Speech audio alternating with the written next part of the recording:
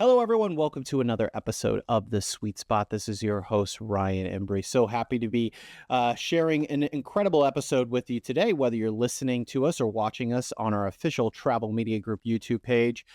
You will see and hear a familiar voice. It's been a couple of years, but really excited to welcome in our guest for today, Richard Alberigo, President and CEO of Alberigo Hotel Management. Richard, thank you so much for joining me back on The Sweet Spot. Yeah, thanks for having me on, Ryan. It's going to be fun. It's been a couple of years. We're going to cover a lot. Last time we heard a little bit about your hospitality journey. So fascinating to hear in our industry. We've hosted tons of industry leaders here on this podcast. Everybody got kind of have different pieces of DNA, whether it's, they've worked for different brands, hotel management companies. You ended up founding your own Alberigo Hotel Management Company. But I want to kick off this episode, Richard, about talking about, one of the common threads that I always hear when talking about hospitality journeys, which is the mentors or influences that really rose to the top for you in your career and really has lasted the test of time in your career. Yeah, absolutely, Ryan. So I have a couple of mentors. My first one, the first manager job I received, it was at a College Station full service Hilton hotel, 303 rooms. And I was just a front desk agent. And I'll be honest with you, at the time, being a CEO of a company was not even in the realm of possibilities. And I really didn't even seek it. I was doing it for quote unquote beer money. That's what I was, freshly out of college. So I had my mentor. Her name was Kim Chapin, and she was the rooms division manager there. And she would recognize my accomplishments. Kept saying, "I think you could do something with this job if you really put it together and you really focus." And she was very supportive. And I remember my promotion. We went to a team meeting, a front desk meeting, and she lined everybody but me on one side of the field. We were playing volleyball, and then the other side of the field was just me. And she goes, "You were looking at your new front office manager." So that's how I got the promotion, believe it or not. There was no indication at all. There was like, this announcement might happen. I was in total shock, but it was really cool that she saw something in me. And so obviously at that point I couldn't disappoint her. And then, the rest is history. My next mentor later on in my career, I was a general manager of a Homewood Suites in Houston. And this gentleman's name was Mark Golubard. He was the district manager for Theraldson Hospitality. This guy was rough. I mean, every time he drove up, I just felt like I was going to quit or I was going to be fired. I mean, he didn't take no. He was no nonsense and nothing positive. So I would go to our team meetings, and the other managers would be there, and they'd be like, "I'm so sick of hearing about how great you are."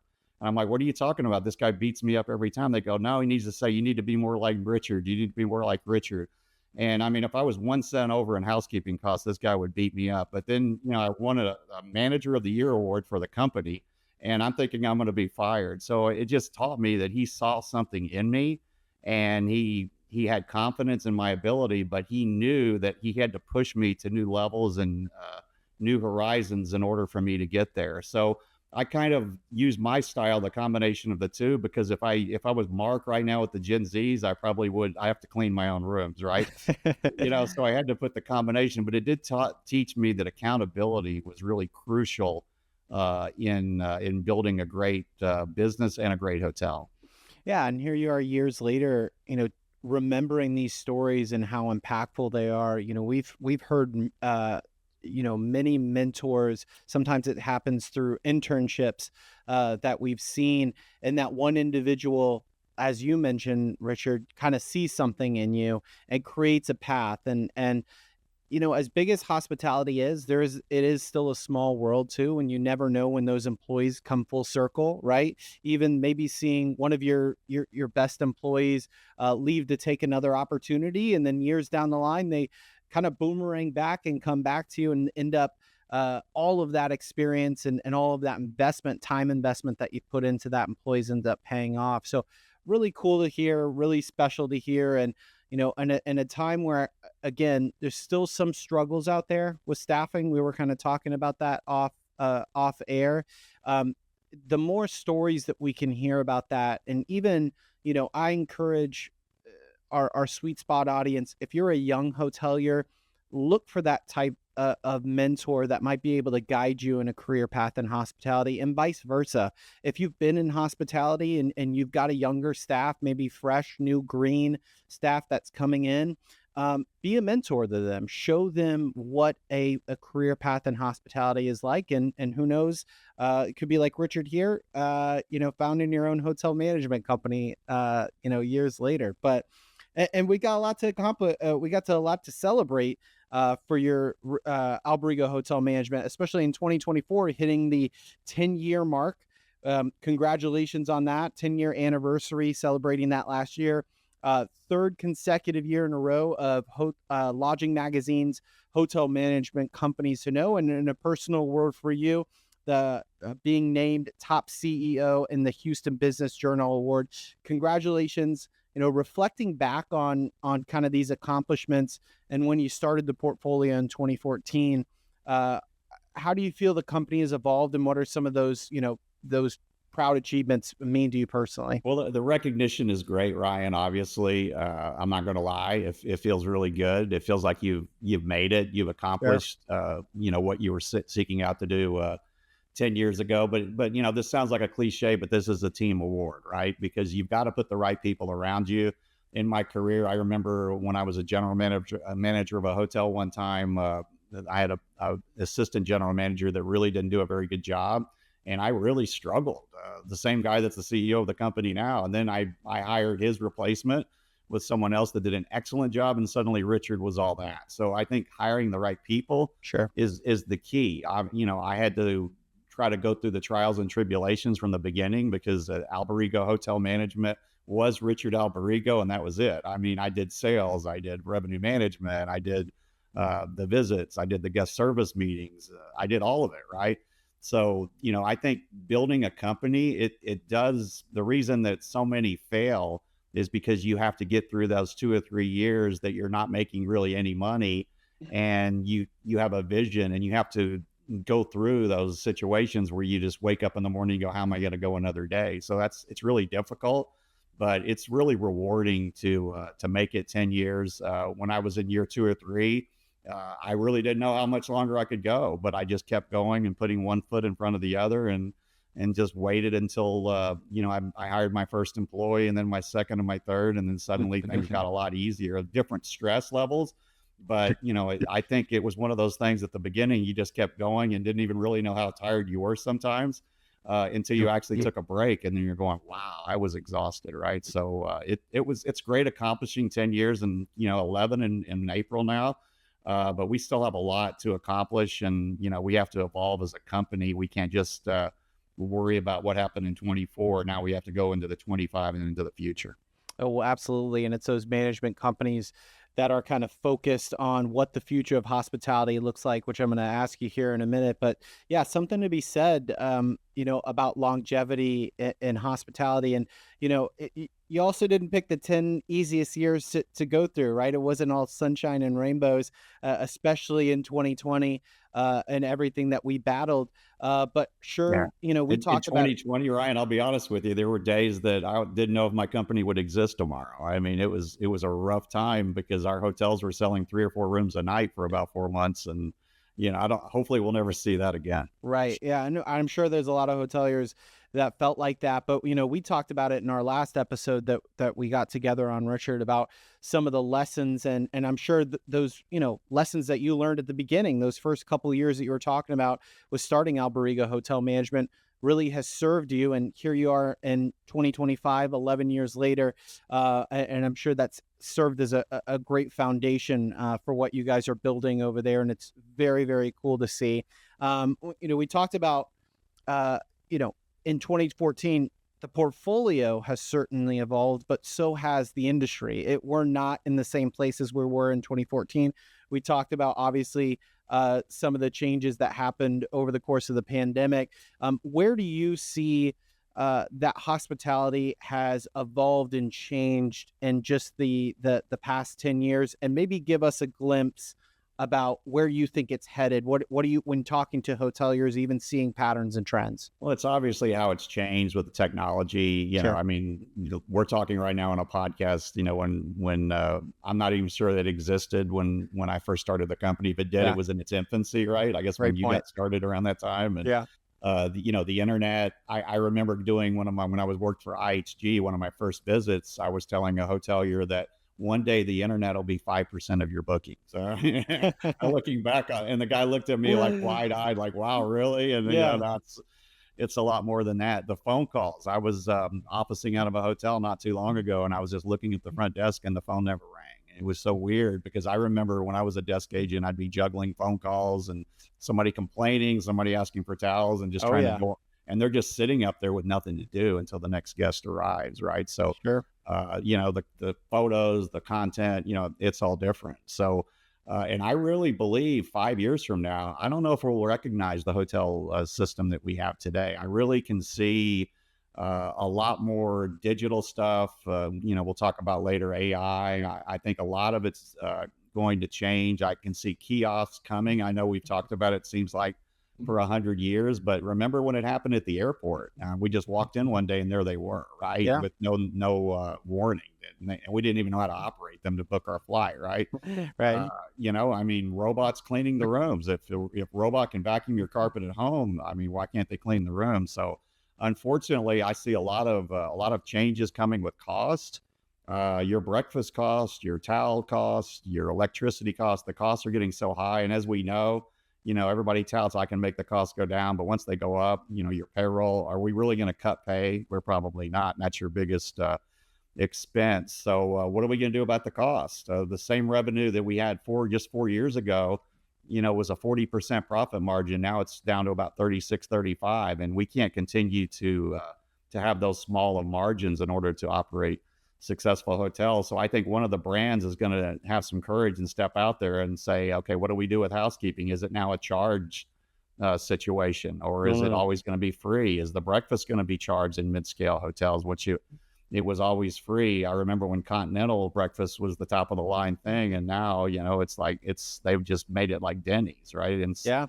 And how can we sustain these costs in order to, and the brand's the same way. If the owners aren't there to purchase the hotels, the brands are going to suffer as well. That's why they're bringing in so many new brands right now, because they're hurting and they need more franchise fees. So I think everything is going to change. What exactly it'll be, or who will step out there and do it, I'm not sure. But I don't think the industry will be near the same 5 years from now as it is today. Yeah, it definitely feels like adoption is ramping up, and some of that was out of necessity back in 2020 when I think adoption of keyless entry was spiked because at the end of the day, people didn't necessarily want to come to the front desk to interact, so they kind of had to learn how to use that app, which maybe they hadn't explored before. But it does feel like everything is kind of accelerating and escalating. We've talked about it before about um, you know when we talk to hotels at Travel Media Group, one of their biggest fears is feeling like they're being left behind right now in this kind of technology, this age of where every single couple days you see kind of new innovations pop up.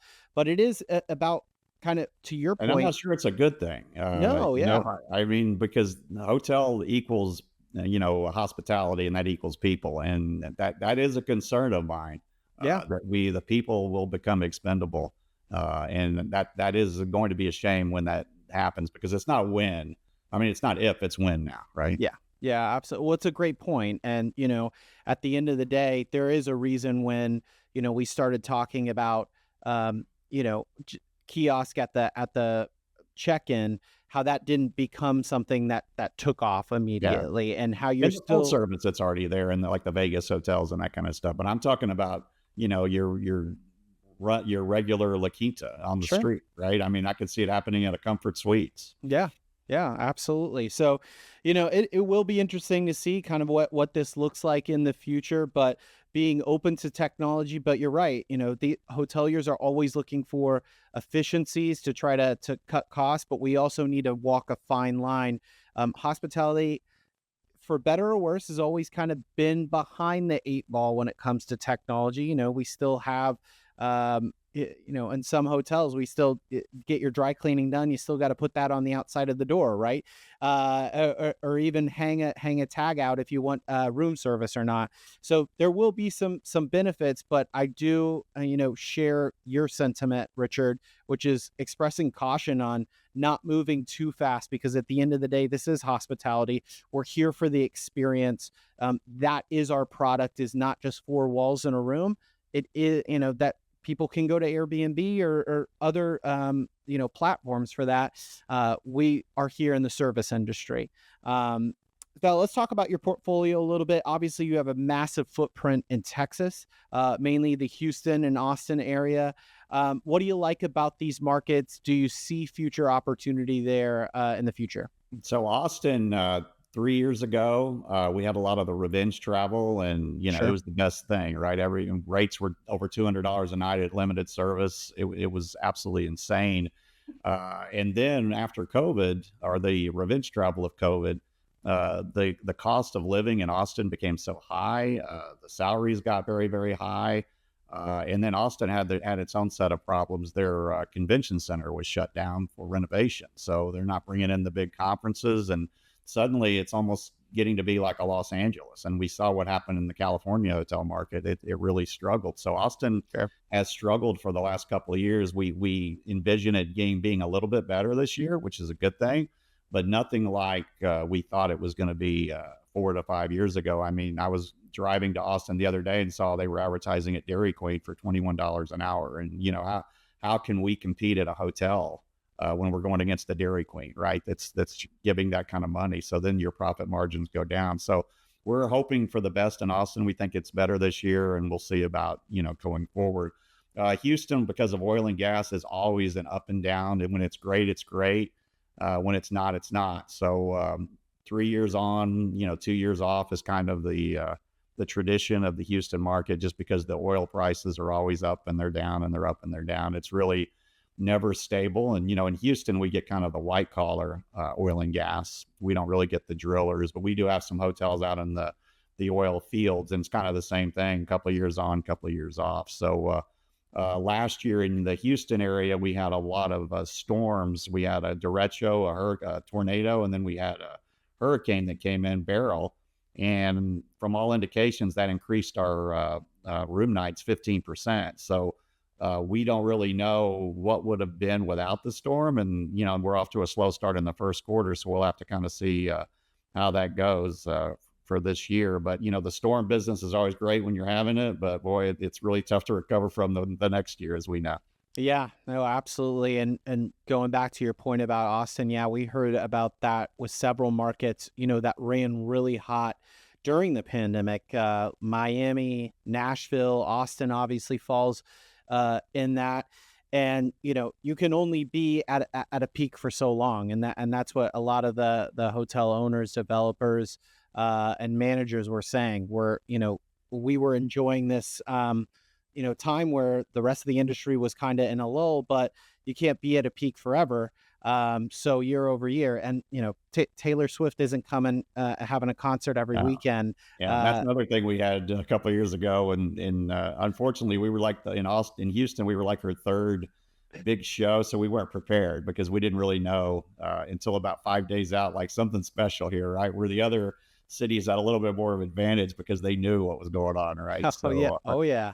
but yeah, you're definitely right. And I tell owners all the time when they come to us about managing their hotels and they're interested in buying one, and they're going to have a 15, 20-year license. You've got to put that rainy day account out there, because when you're talking 15, 20 years, you're going to have 5 years of down in there. And you don't know how you're going to start, but it's going to be somewhere in there. You're going to have a downtrend. And a lot of owners will think about, okay, here's what it's been the last 5 years, but you got to look at what it's going to do 10 years, 15 years from now, because every dog has its day, and maybe you're the first one into the market, and suddenly there's 6 or 7 brand new guys in there to challenge you, and you got to be ready for that. Absolutely. Yeah. Especially in those crowded markets. That's why, things like digital marketing, which we're going to talk about here, technology, which we touched on, but we'll talk about again. Since we've seen, the last time we spoke, we've seen things like Chat GPT, other AI technologies, it, industry get really excited about it. We kind of talked about it before, become more prevalent. Where do you see technology in that application for the industry as a whole? And are you at Alberigo Hotel Management starting to gear up and implement some of this technologies, new technology that Well, we're we obviously use it because it makes your job easier, right? right? I mean, AI. If you're typing up a memo and you think, okay, I'm a little bit too harsh on that memo, you could just type in, be a little bit nicer, or you could say be a little bit more authoritative, or be a little bit more to the point, and it just changes it. It's really. I've only been really using it for the last maybe year or so, but it's incredible what it can do, because now you get the workforce out there is so sensitive. You got to make sure your words are right. You say the wrong word and suddenly they hate you. So chat really helps also for your social reviews when you can just put in Chat GPT or AI, and suddenly that you've answered that social review in a lot faster time than it would take in the old fashioned days when you had to like sit down and say, okay, how do I show empathy, and how do I not be defensive. And now you can just put it into chat and suddenly it does it for you. So that's the good part of it. But it does scare me because, we can't have, just be so technological that, the human element goes, because what if it starts to replace some of these people that are doing that? That's my concern. Yeah, and that's what we talk about. We never want to be an industry that loses touch with our guests. You know what I mean? And being out of touch, with who your ideal, prospect is, ideal customer, ideal guest, and target audience. That can really really change the scope of occupancy numbers, revenue numbers. If you're now all of a sudden thinking, hey, this is my ideal target audience, and everything has kind of shifted over the course of a few years. We've had a couple examples that we've talked about in some of your markets where that's changed, and sometimes you got to change tactics. And if you're too far out of touch with that, and you don't have your ear close enough to the ground, could mean massive implications there. And especially in a time that you said the margins are slim, you have to be as efficient as possible. You have to be able to pivot. Um, well, let's talk about where we are today, right? We're recording this February, gearing up for March. Travelers and hoteliers like they're starting to thaw out, right? Maybe some of those markets. Spring break is around the corner. Maybe looking at those occupancy numbers starting to pick up. How is your portfolio really gearing up for a busy spring and summer season? What do you guys do to, Yeah, to well, prepare it's for that? funny you asked, because it happens so suddenly when you get to March 1st. The clientele changes so drastically and so Sure. quickly. So I was just gearing up to send an email out about getting ready for the spring season here in the next couple of weeks, because it's a complete different clientele, as you know. Yeah. They're paying out of their own pocket when they're on leisure. There's kids running around the hotel. Their pools are being used. Our pools. It actually snowed in Houston. If you don't know. In January, which is very unusual. So the pool was the last thing we're thinking about. But right now, it's time to, even though it's still a little chilly and they're not using it yet, we got to be ready. And that pool furniture might need to be replaced, and it needs to be pristine out there. Might need to do some painting and get ready. And then your breakfast cost is going to go higher because you're going to have more people in the rooms, and a lot of waste because some of the kids will pile the plate up and eat one bite and throw it in the garbage. So you got to be ready for that. And the breakfast attendant pacing has got to be on cue, because the corporate customer, they're so easy to manage. All they want is an AC and a nice bed and a comfortable room, and Some they're good fine. Wi-Fi. That's it. Like, definitely good Wi-Fi, but where the leisure customer is completely different. So the scores notoriously will go down a little bit in March just because it happens so suddenly, and it's an industry thing. Because we're not prepared for it. Once we get into June and July, we've kind of realized how it is. Weekday is this and weekend is that. But it's definitely a challenge, and we have to be ready, and safety too, because there's been a lot of pool incidents in the hotel industry where there's been even deaths because the Sure. gates have been left open. And again, that's the kind of thing we're not even thinking about in February. So there's a lot of moving parts, and we definitely have to be ready for it when it comes. Yeah, I've talked about on this podcast. It's a natural kind of stress test for hotels as far as, maybe some of those minor issues and problems that you were having over the winter. Now all of a sudden compound a little bit when all of a sudden it goes from 50% occupancy to 70%. And then if you're running hot in the summer, which typically hotels are, now all of a sudden that minor issue is becoming a backed up line for breakfast, and people are getting frustrated, and you're hearing that guest sentiment. That's why it's so critical and crucial for you to, I've said it before, have a listening ear on the ground, taking a look at your reviews, taking a look at what people are saying on social media to make sure that those minor issues are addressed now, so that when that occupancy wave comes in the spring and summer, it's handled appropriately and it's not doing lasting damage to your Absolutely. online reputation and presence. So, And we like to keep the kids happy, I mean, oh yeah. during the spring and all the way through the summer. I mean, we'll hand out popsicles to the kids that check in, and you make the kids happy, and the parents are happy, right? That So very, very important to cater yourself to the kids, because yeah, sometimes it could get crazy running up and down the hallways and that kind of thing. But if you can control it and make them happy, and you can't keep them bored, because if they're bored, they're going to get into problems, right? So you got to oh make yeah. them happy. And if the kid says, "I love this hotel," the parents will give you a good survey. There you go. I like that. Well, last time we spoke, Richard, this really stuck with me.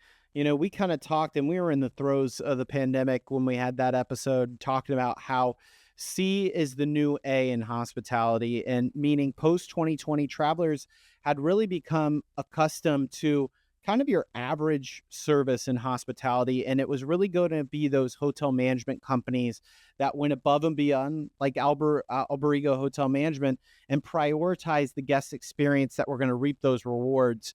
How are you and your team kind of prioritizing the guest experience, and ensuring that A+ service? So I'll be honest with you. I think the entire industry after COVID, was just trying to throwing stuff at the wall and seeing what would stick. I Sure. mean, yes, we had strategies, and so did everybody else, and there was no basis on the strategy. You were just trying something, right? I mean, we Yeah. tried housekeeping bonuses for longevity, and we had hiring bonuses for referring a friend, and what it came down to, looking back on it, none of that really worked. The good employees were still the good employees, and the retention did not go up a bit, right? Because the ones that didn't really want to work in the hotel business didn't work, and the ones that didn't work out didn't work out. So looking back on that, that was kind of a waste of time. But at that, we were in desperation mode. We were trying anything. So now we're trying to holding people a little bit more accountable than we were then. I mean, instead of worrying about if somebody going to get upset and they're going to leave if we hold them accountable, we're honest and upfront with them, and we're focusing more on the interview process now than just the retention process, because you got to bring in the right people. As I mentioned earlier, I was great when I had the great people, and I was bad when I didn't have the great people. And you got to, in the interview structure, we're trying to change it up a little bit. Instead of asking behavioral questions, I think those are becoming passe now, because they have those rehearsed. Tell me about a time, and they've got that time, and they just keep repeating it over and over. Did it even happen? We don't know. It might just have been made up, right? So we have to change our interview process and ask the questions that caters to the Gen Z. Like, can you smile for 8 hours a day? That's a question that no one ever asked me when I was applying for a front desk agent position, because it was assumed I was applying for a front desk agent position, right? Yeah. And can you stand up Hospitality. for 8 hours? Can you greet guests? Can you answer the phone? I mean, we're having so much trouble with phone etiquette now, because the first time they've answered a phone, maybe in a year, might be at your hotel.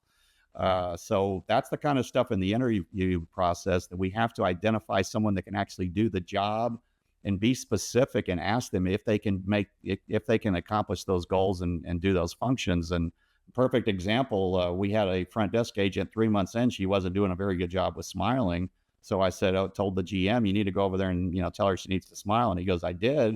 And I go, what'd she say? And he says, well, she said that didn't come up in the interview. She didn't know that was required. So that's really opened my eyes that, we've got to do it early on, and we can't just assume these employees and associates, these new associates, can actually do the job. So once you bring in someone that's got energy and is a cheerleader, and, you know, takes accountability, then I think it's a lot easier to manage than trying to make chicken salad out of chicken soup.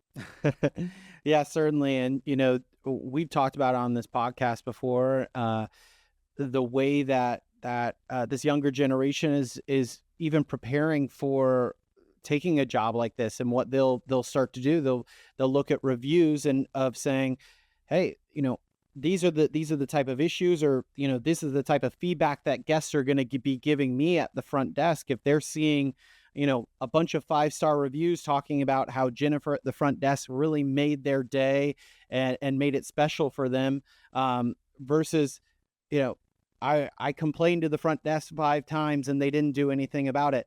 Hearing those two things paints a completely different picture Absolutely. for an employee. So another just really, really strong argument to have the online presence kind of buckled in and buckled Right. up, because this new generation, they're going to be doing all of their research online before they even pick up the call or even and press that apply button. So, and let's So talk about that, Richard. At the Sweet Spots Core, we are digital marketing podcast first.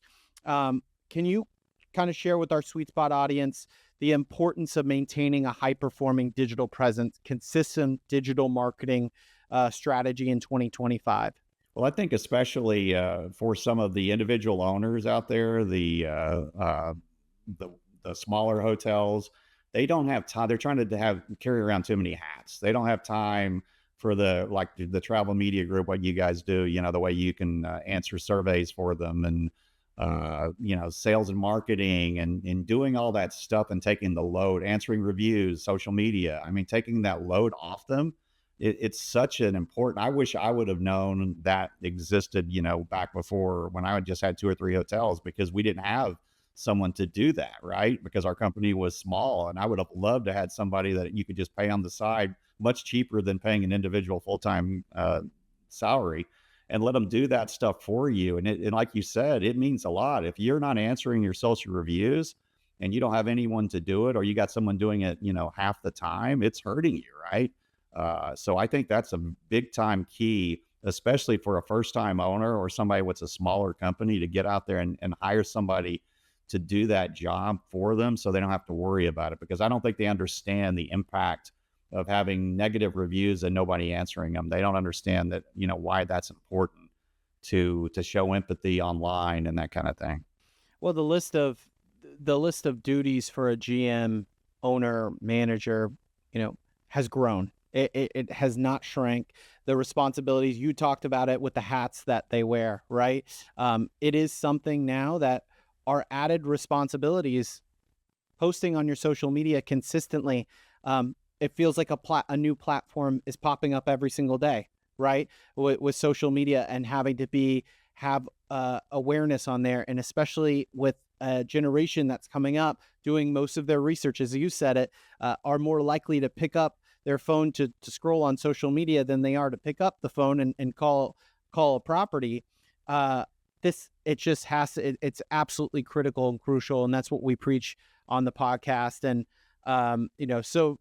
so happy to hear that there are hoteliers out there that are doing this, that see the impacts, feel the impacts of what it's like when something's not responded to, as you said, or, going to your social media, when it's snowing in Houston and seeing the last post about, hey, come see our pool, our beautiful pool That's right. here, right? Right. And it just feels out of touch. It feels like, how am I supposed to take care of you, host you as a hotel, if we're not managing, something as simple as your social media? So And it's kind of out of sight, out of mind is the reason I think a sure, lot of hoteliers don't do it, because they're totally. worrying about, the plumbing problem they've got in room 211, and, the electricity went out, the elevator went out, and they're not thinking about that kind of hidden gem out there. But it is crucial, because I know when I go traveling now, or go to a new restaurant, I mean, I go on there, look at the reviews, and, look at the ratings, and it's a key decision maker. And, if you've got poor reviews out there, or you're not answering them, and, I'm not going, so I'll be And honest, I want to go to the restaurant. Why would I go to a hotel? Right. I get it. And I was at the front desk too. And I think we all, if anyone that's worked the front desk listening to this or watching this knows when an upset guest is walking towards you. You can feel that Oh yeah. from across the I lobby, remember those right? days, Ryan, when I was in hotels that weren't very nice. When they'd Sure. come around that elevator and they'd come to me, and I'd just cringe, and then they'd walk by, and I'm like, "Phew, Yeah, all right. I'm exactly. no, But that's kind of the analogy and the parallel that we talk to our hotel partners about saying, now imagine that same guest, but they've just left this feedback online, and not getting a response. So Exactly. And that's why our breakfast, it used to be called the lobby lizard or the breakfast lizard. We require our leaders to be out there at least 1 hour a day to giving that last impression, because the first thing they're going to remember when they get that survey is that last impression. I'm a big on first impression, don't get me wrong, but some of that, if it's a 3-day stay, could have been forgotten. But you go into that breakfast and greet them and talk to them and find out if there's any issues, and hand them a water to go, and suddenly that survey pops in their phone, and maybe that 8 turns into a 9. So Yeah. it's Well, crucial to deal with them on the way out the door instead of sitting in your office. absolutely. Absolutely. Yeah. That age old trick of, you know, and you get great feedback too. That's the other No, thing, no. as you And can hear. sales leads as Yeah. well, right? Yeah. 100%. So, as we wrap up, we covered a lot today, a lot of topics, a lot of questions. As we wrap up today, would love to hear again. You hit that milestone last year. What's your vision for the future of Alberigo Hotel Management? Well, we passed out a book. Actually, I purchased a book for all our leaders. It's called "Be Amazing and Go Home." It's one of the best customer service books. I've read the Seven Habits and all the main ones that you've heard of, but this was so impactful for me. It talks about holding people accountable, holds being ready for the day. It's this title tells it: be amazing or go home. And I was watching the video from the book, and it was so simple. Where the gentleman says, "You just need to be a little bit better than average," and he pauses, and you're thinking, why is this so impactful? Right? He didn't really give me anything, but then he says, "Every single day."